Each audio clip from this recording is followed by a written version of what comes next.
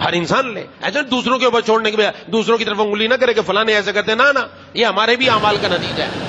ایسے نہیں ہے کہ دوسروں کی طرف نہ جائے. میں اپنے آپ کو سمجھوں, میں اپنے اندر یہ پیدا کروں. ایک حضرت جنید بغدادی رحمت اللہ علیہ بہت بڑے اللہ کے ولی گزرے ہیں. ایک بڑا گاؤں کے اندر یہی مسائل تھے, پریشانیاں تھی, تو وہاں ایک اللہ والوں نے خطاب کیا اور کہا جو اللہ کا نافرمان ہے وہ اس بستی سے نکل جائے تب اللہ کی رحمت نازل ہوگی. سب سے پہلے نکلنے والے حضرت جنید بغدادی رحمت اللہ علیہ کہ اپنے آپ کو یہ سمجھتے تھے.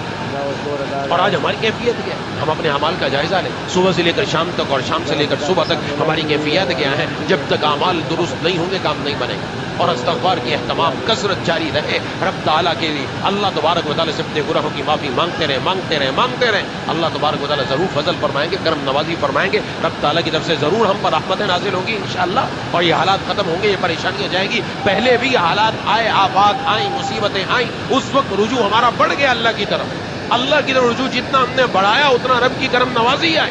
اب بھی ضرورت ہے ان حالات میں اللہ تبارک و تعالیٰ کی طرف آنے کی. اور دوسرا, جب اللہ تبارک و تعالیٰ سے اپنے گناہوں کی معافی مانگی, رجوع اللہ کیا, نیک اعمال کی طرف لگے, تو انشاءاللہ اللہ کی طرف سے رحمت آئی. اب اس وقت ضرورت ہے ان مسلمانوں کی, اصحاب خیر کو ضروری ہے جن کو اللہ تبارک و تعالیٰ نے مال کی نعمت سے نوازا, جن کے پاس مال ہے کہ وہ ان لوگوں کی مدد کریں جن کو اس وقت ضرورت ہے.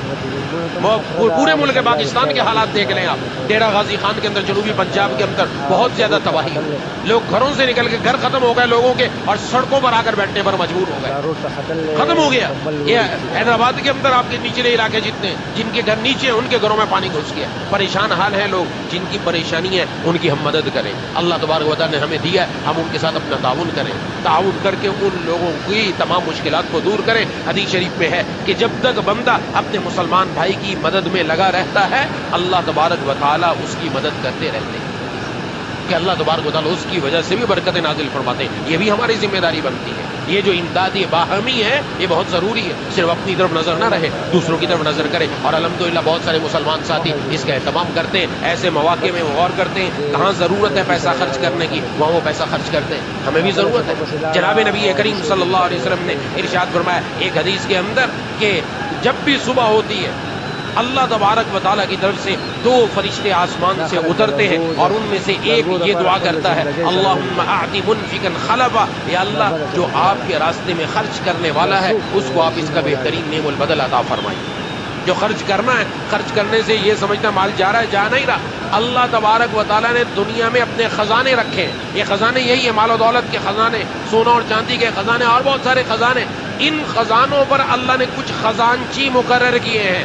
جن کے پاس مال و دولت ہے وہ یہ نہ سمجھے ہم مالک ہیں, ہمارے پاس بڑا پیسہ ہے. نہیں, یہ خزانہ آپ کو اللہ نے دیا, آپ کو خزانچی مقرر کیا, آپ اس کے خزانچی ہیں. اور خزانچی یہ مال اللہ کے راستے میں خرچ کرتا ہے, رب کی طرف سے مقرر ہے اللہ کے راستے میں دے. جہاں ضرورت ہے, مساجد میں, مدارس میں, غرباء کو, ضرورت مندوں کو, کسی کو گھر میں ضرورت, کسی کو کھانے کے لیے پیسے کی ضرورت, کسی کو راشن کی ضرورت, کسی کو دوائی کی ضرورت, یہ سب جب چیزیں ہمارے سامنے, ان میں ان کی مدد کرتا رہتا ہے. فرمایا یہ خزانچی جب تک مدد کرتا رہتا ہے اللہ کی طرف سے اوپر سے عطا ہوتی رہتی ہے. اس کے خزانے میں اللہ کمی نہیں ہونے دیتے, کیونکہ دینے والی ذات تو اللہ کی ہے. اس کے پاس جو کچھ مال و دولت ہے وہ بھی اللہ کی عطا ہے, ہمارے پاس جو کچھ ہے وہ بھی اللہ کی عطا ہے. یہ دے رہا ہے اللہ اوپر سے اور دے رہے. یہ خزانچی ہے, یہ نکالتا چلا جا رہا ہے, مالک اور بھیجتا چلا جا رہا ہے کہ اور دیتے رہو, اور دیتے رہو. اور اگر یہ خزانچی اس خزانچی کے عہدے کا اہل نہ ہو, یہ اس پر مقرر تو ہے, خرچ نہیں کرتا, پیسے کو دبا کر رکھتا ہے, اللہ تبارک و تعالیٰ پھر ایک موقع پر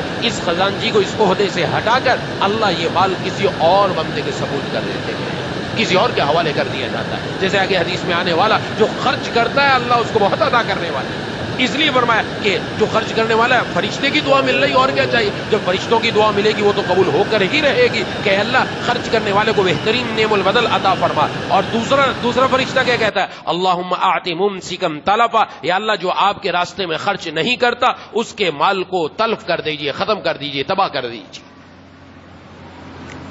اور دوسری حدیث میں حضرت ابو ہریرہ رضی اللہ تعالیٰ عنہ سے روایت ہے، فرمایا کہ رسول اللہ صلی اللہ علیہ وسلم نے فرمایا اللہ فرماتے ہیں اے ابن آدم تو خرچ کر، یعنی یہ انسان کو خطاب ہے، ہر انسان کو، ہر مسلمان کو، تو خرچ کر، تو اللہ کے راستے میں خرچ کرتا رہے جہاں جہاں ضرورت ہے۔ فرمایا اللہ تبارک و تعالیٰ فرماتے ہیں تجھ پر خرچ کیا جائے گا، تو خرچ کرتا رہے تجھ پر خرچ کیا جائے گا، تو اللہ کے راستے میں دیتا رہے رب تعالیٰ کی طرف سے تجھ پر عطا ہوتی رہے گی۔ ایک تیسری حدیث میں حضرت ابو ہریرہ رضی اللہ تعالیٰ عنہ سے روایت ہے، فرمایا جو بندہ اللہ کے راستے میں خرچ کرتا ہے، خرچ کرنے کا عادی ہے، جو اللہ کے پیارے ہیں ان کی عادت ہی ہے، ایک دو جگہ نہیں، جب بھی ان کو موقع ملتا ہے اللہ کے راستے میں خرچ کرتے ہیں، ان کی عادت بن گئی، عادت ثانیہ، جس طرح کھانا پینا عادت ہے، اللہ کے راستے میں خرچ کرنا بھی ان کی عادت ہے۔ ایسے لوگ کہلاتے ہیں سخی، ایسے لوگوں کو کہا جاتا ہے سخاوت، اور ان کے بارے میں ایک حدیث شریف میں ہے کہ یہ سخاوت جو ہے یہ جنت کی طرف سے ایک درخت ہے جس کی ٹہنی کو سخی آدمی پکڑ لیتا ہے، پھر وہ ٹہنی اس سخی کو پکڑ لیتی ہے، جب تک اس کو جنت میں داخل نہ کروا دے اس کو چھوڑے گی نہیں۔ اس سخاوت کو معمولی چیز نہیں ہے، اس لیے فرمایا حدیث میں السخی قریب من اللہ، جو سخاوت کرنے والا ہے یہ اللہ کے بھی قریب ہے، قریب من الجنہ یہ جنت کے بھی قریب ہے، قریب من الناس یہ لوگوں کے بھی قریب ہے، بعید من النار دوزخ کے دور ہے، دوزخ کے قریب نہیں، دوزخ سے دور ہو چکا، یہ خرچ کر کر کے اللہ کے قریب، جنت کے قریب، لوگوں کے قریب ہو چکا۔ اور آگے ارشاد میں والبخیل، بخیل کون ہے؟ جہاں خرچ کرنے کی ضرورت ہے خرچ نہیں کر رہا، پیسہ ہے، مال ہے، سب کچھ ہے، لیکن خرچ نہیں کر رہا۔ یہ کوئی ضروری نہیں خرچ کرنے کے لیے لاکھوں ہوں، کروڑوں ہوں، اربوں تب خرچ کرے، نہ تھوڑے ہیں، تھوڑے میں سے تھوڑا ہی خرچ کر دیا جائے، کسی کے ساتھ معاملہ تھوڑا ہی کر دیا جائے۔ جناب نبی کریم صلی اللہ علیہ وسلم نے تو یہاں تک ارشاد فرمایا کہ گھر کے اندر اگر آپ نے سالن بنایا، فرمایا اس کا شوربہ بڑھا دو، ہاں بوٹی نہیں زیادہ کرنے، شوربے کا فرمایا شوربہ بڑھا دو، اور اس میں سے کچھ اپنے پڑوسی کو بھی دے دو، جتنی طاقت ہے ویسا کر لو، جتنی طاقت ہے طاقت کے مطابق اللہ کے راستے میں دے، یہ کوئی لاکھوں دے دے، تھوڑا دے دے۔ گھر کے اندر ضرورت سے زائد چیزیں رکھی ہوئی ہیں اپنے استعمال میں جو آنے والی ہیں، اس سے ہٹ کر کچھ کپڑے ہیں، کچھ مشینری ہیں، کچھ اور چیزیں ہیں، کچھ بستر ہیں ضرورت سے زائد رکھے ہوئے ہیں، اب کسی کے گھر میں ضرورت پڑ رہی ہے، اس کے گھر میں ساری پانی آنے کی وجہ سے پریشانی ہو گئی، سب کچھ گیلا ہو گیا، خراب ہو گیا، تباہ ہو گیا، اب اس کو دے دیں، اپنے بستروں میں سے کچھ بستر اس کو دے دیے، کچھ برتن اس کو دے دیے، کچھ مشینری اس کو دے دیے، کچھ کپڑے اس کو دے دیے، تاکہ اس کا بھی کام بن جائے، یہ بھی اللہ کے راستے میں دینے والے میں شمار ہوگا۔ یہ ضروری نہیں کہ پیسہ ہی دیا جائے، جو کچھ ہمارے پاس ہے اس میں سے اللہ کے راستے میں دینے والا بن جائے، جو کچھ خرچ کرنے کی عادت ہے وہی دے۔ کئی ایسے میں نے دیکھے، ایسے اب بہت سارے بچے آپ کو یہاں مانگتے ہوئے نظر آتے ہیں، لیکن ان کے دلوں کے اندر سخاوت کا جذبہ ایسا ہوتا ہے، مانگنے سے مراد یہ نہیں ہے کہ وہ لوگوں کے سامنے ہاتھ پھیلا رہے ہیں، وہ کچرا جمع کرتا ہے، کوئی ادھر سے جمع کیا، کچھ ادھر سے جمع کیا، کچھ ادھر سے جمع کیا، کچھ پیسے ہاتھ میں آ گئے، وہ بھی دیتے ہوئے دیکھا کہ کسی غریب کو 5 روپیہ دے کر چلا گیا، مسجد کے غلے میں 10 روپیہ ڈال کے چلا گیا، اور 15 روپے ڈال کے چلا گیا، جتنی اس کی استطاعت ہے اللہ نے اس کے دل میں ڈالا وہ دے رہا ہے، وہ دے رہا ہے۔ ہمیں تو اللہ نے بہت دیا، عزت دی، راحت دی، اللہ نے گھر دیا، اپنے گھر میں عزت کے ساتھ کھانا دیا، اپنے گھر میں عزت کے ساتھ ساری چیزیں اللہ عطا فرما رہے، تو تھوڑا ہم بھی آگے قدم بڑھائیں، اللہ ضرور اور عطا فرمائیں گے۔ ایسی مشکل وقت میں ضرورت ہے ہم سب کو ایک دوسرے کی مدد کرنے کی، وہ ہمارے مسلمان بھائی ہیں، ہم دور نہیں جائیں، اپنے علاقوں کے اندر اپنے ہی قریب و قریب میں پتہ کریں گے، ہمیں پتہ چل جائے گا کون بیچارہ کس پریشانی کے عالم میں، جس کی وجہ سے وہ اپنے معاملات حل نہیں کر پا رہا، اس کی ضرورت کو پورا کیا جائے۔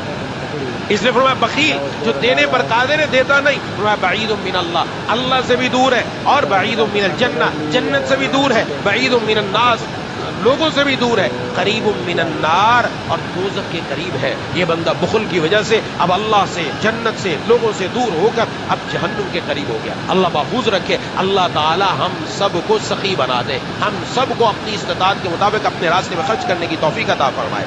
ایک حدیث شریف میں ہے، حضرت ابو ہریرہ رضی اللہ تعالیٰ عنہ سے روایت ہے مسلم شریف کی، فرمایا کہ ایک آدمی جا رہا تھا، راستے میں اس نے بادل دیکھے اور بادل کو آواز دی گئی، اس نے سنا کہ بادل کو حکم دیا جا رہا ہے جاؤ فلاں آدمی کے باغ کو جا کر سیراب کرو، جاؤ فلاں آدمی کے باغ کو جا کر سیراب کرو۔ وہ آدمی سن کر حیران رہ گیا کہ یہ خاص کسی کے بات کا حکم ہے، تو اس بادل کے پیچھے پیچھے چلنے لگا۔ بادل ایک جگہ جا کے برسا، وہاں سے وہ پانی چشمے سے نکلتا ہوا اور نالے کے اندر بہتا ہوا وہ ایک باغ کی طرف جانے لگا، یہ بھی پیچھے پیچھے اس باغ کے اندر گھس گیا جا کر۔ جب باغ میں گھسا تو اس بندے سے پوچھا، ایک بندہ وہاں باغ میں کام کر رہا تھا، کہ تمہارا فلاں نام ہے؟ اس نے کہا ہاں میرا نام یہی ہے۔ اس نے کہا تجھے کیسے پتا چلا؟ تو نے میرے نام سے کیوں سوال کیا؟ اس نے کہا کہ میں نے سنی تھی آواز جو اس بادل کو دی گئی تمہارا نام لے کر کہ فلاں آدمی کے باغ کو جا کر سیراب کرو, تمہارے نام کا تب مجھے پتا چلا. میں پوچھنے یہ آیا ہوں تم ایسا عمل کون سا کرتے ہو کہ اللہ تبارک و تعالیٰ کی طرف سے تمہارے لیے یہ اسباب اور یہ سارے راستے بنائے جا رہے ہیں. اس نے کہا کہ میرا بس اتنا سا کام ہے کہ میں جو کچھ بھی اس باغ میں سے نکلتا ہے اس کے 3 حصے کرتا ہوں. ایک حصہ اپنے لیے رکھتا ہوں, اپنے اہل و عیال کے لیے رکھتا ہوں, خود کھاتا پیتا ہوں. ایک حصہ واپس اسی باغ پر لگا دیتا ہوں, اور ایک حصہ اللہ کے راستے میں خرچ کر دیتا ہوں. یہ خرچ کرنے کی بدولت اللہ اسباب پیدا فرما ہے. ہمیں نہیں پتہ چلتا, ہم سمجھتے میں نے خرچ کیا, نہیں بنانا, یہ آپ کو خرچ کیا ہوا ضائع نہیں کیا. اللہ دائیں بائیں سے کچھ ایسے اسباب بنا رہے ہیں, ہمیں نہیں علم میں ہوتا, لیکن رب تعالیٰ ایسی جگہ سے رزق پہنچا دیتے ہیں, ایسا ہمارا کام بنا دیتے, ہمارے وہم و گمان میں بھی نہیں ہوتا کہ کہاں سے کام بن کر آئے. بہت سارے مسائل, بہت ساری پریشانیاں, بہت سارے مصائب آ رہے ہوتے ہیں, ہمیں نہیں معلوم, لیکن وہ صدقہ کرنے کی وجہ سے سارے ٹل جاتے ہیں, رب تعالیٰ دور فرما دیتے ہیں. یہ حدیث شریف کا مفہوم ہے کہ یہ جو آنے والے مسائل, آنے والے مصائب, یہ جب انسان پر آنے سے پہلے بندہ صدقہ کر دے, اللہ سب کو ڈال دیتے. اس کی عادت رکھنی چاہیے, جتنا ہو سکے خرچ کرے. خرچ کرنے میں کام بنے گا. خرچ کرنے سے یہ جو قدرتی آفات ہیں یہ بھی ٹلتی ہیں, یہ جو زیادہ بارش ہونے کی وجہ سے مسائل پیدا ہو رہے ہیں یہ بھی ٹلیں گے, یہ بھی دور ہوں گے انشاءاللہ. اور ایک حدیث شریف میں جناب نبی کریم صلی اللہ علیہ وسلم نے 3 آدمیوں کا واقعہ بیان کیا کہ 3 آدمی تھے. ایک آدمی, تینوں آدمیوں کے بعد اللہ تبارک و تعالیٰ نے فرشتہ بھیجا, اور فرشتے کو بھیج کر کہا کہ ان سے جا کر پوچھو ان کو کس چیز کی ضرورت ہے. یہ تینوں آدمی کیسے تھے؟ ایک گنجا تھا, ایک کا رنگ اچھا نہیں تھا, ابرص تھا, برص تھا, اور ایک نابینا تھا.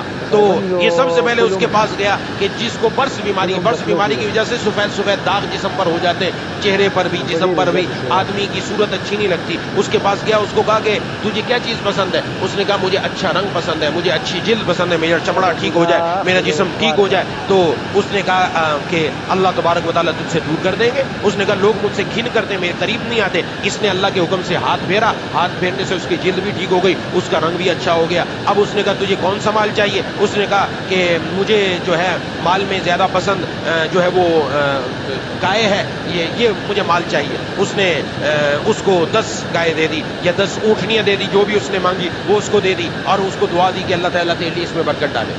یہ تو تھا یہ وہ آدمی کہ جو برص بیماری تھی. پھر وہ گنجے کے پاس گیا, گنجے کو جا کر کہا تجھے کیا پسند ہے؟ اس نے کہا مجھے بال پسند ہے تاکہ میرے سر پر بال ہو, لوگ مجھ سے گھن کرتے, میرے پاس نہیں آتے. اس نے ہاتھ پھیرا, بال آ گئے. اس نے کہا تجھے کیا پسند ہے؟ اس نے کہا مجھے بھی گائے یا اونٹوں میں سے کوئی پسند ہے. اس نے اس کو وہ دے دیا اور کہا کہ اللہ تبارک و تعالیٰ تیرے لیے اس میں برکت دے. پھر نابینا کے پاس گیا, نابینا سے پوچھا تجھے کیا پسند ہے؟ اس نے کہا کہ مجھے بینائی پسند ہے, میں اپنی نظر سے دنیا دیکھوں, یہ ساری چیزیں دیکھوں. اس نے اس کے آنکھوں پر ہاتھ پھیرا, بینائی آ گئی. اس کو کہا تجھے کیا مال پسند ہے؟ اس نے کہا مجھے بکریاں پسند ہے. اس نے اس کو بکری دی اور دعا دی کہ اللہ تعالیٰ برکت دے. ان سب کے پاس مال خوب بڑا, اتنا بڑا مالدار ہو گئے, ٹھیک ٹھاک مالدار ہو گئے. اب اللہ نے امتحان لیا, اللہ نے آزمائش لی, اسی فرشتے کو بھیجا, اور یہ فرشتہ ان کے پاس پہنچا. پہلے گنجے کے پاس گیا اور اس کو جا کر کہا کہ جو مال اللہ تبارک و تعالیٰ نے تجھے دیا ہے, میں مسافر ہوں, سفر کے اندر آیا ہوں, مجھے ضرورت ہے, میں اپنے گھر تک جانا چاہتا ہوں, کچھ نہ کچھ مال دے دو. اس نے کہا کون سے مال کی بات کر رہا ہے؟ یہ تو میرے اپنے ہاتھوں کی کمائی ہے. کون سا مال؟ کوئی مال وال نہیں ہے, جاؤ چلے جاؤ, کسی نے کچھ نہیں دیا, اپنے ہاتھوں کی کمائی ہے. اس نے کہا, اس نے دعا کی اللہ تجھے اسی حالت پر لوٹا دے جس حالت پر تو تھا. اسی وقت اس کا سب کچھ ختم اور پہلے والی حالت پر آ گیا. دوسرا وہ اس کے پاس گیا, برص والے کے پاس, اور اس کو جا کر کہا کہ یہ کہ مسافر ہوں, راستے میں ہوں, مجھے تکلیف ہے, کچھ نہ کچھ تو اپنے مال میں سے دے دے جو اللہ تعالیٰ نے تجھے دیا ہے. جس اللہ نے تجھے یہ حسن دیا, جس اللہ نے تجھے یہ صورت دی. اس نے کہا کون سا حسن, کون سی صورت؟ ہاں یہ تو سارا میرے اپنے ہاتھوں کی کمائی ہے. کہ اللہ تجھے اسی حالت پر لوٹا دی جس حالت پر تو تھا. وہ دوبارہ اسی حالت پر ہو گیا. نابینے کے پاس گیا, اس کے پاس جا کر اس نے کہا کہ میں مسکین ہوں, سفر کے اندر ہوں, مجھے کچھ اتنا مال دے دو کہ میں اپنا سفر پورا کر لوں. تو اس اللہ تبارک و تعالیٰ نے جس نے تجھے تیری بصارت دی ہے ان کے نام پر کچھ مجھے دے دے. تو اس نے کہا کہ جاؤ اور جو کچھ تجھے مال چاہیے لے جا, جتنا چاہیے لے جا, میری طرف سے تجھے اجازت ہے, میں تجھ سے پوچھ گچھ نہیں کروں گا, یہ سب اللہ ہی کا دیا ہوا اور اللہ تبارک و تعالیٰ ہی کے راستے میں چلا جائے. اس نے کہا نہیں, تیرا امتحان ہو رہا تھا, اللہ نے مجھے بھیجا تھا, یہ سارا مال بھی تجھے مبارک, تیری بینائی بھی تجھے مبارک. یہ حدیث شریف میں, بخاری شریف کے اندر واقعہ پورا تفصیل سے میں نے مختصراً عرض کر دیا. یہ اللہ تبارک و تعالیٰ کی طرف سے انعام ہے, یہ سب کے ساتھ ہے.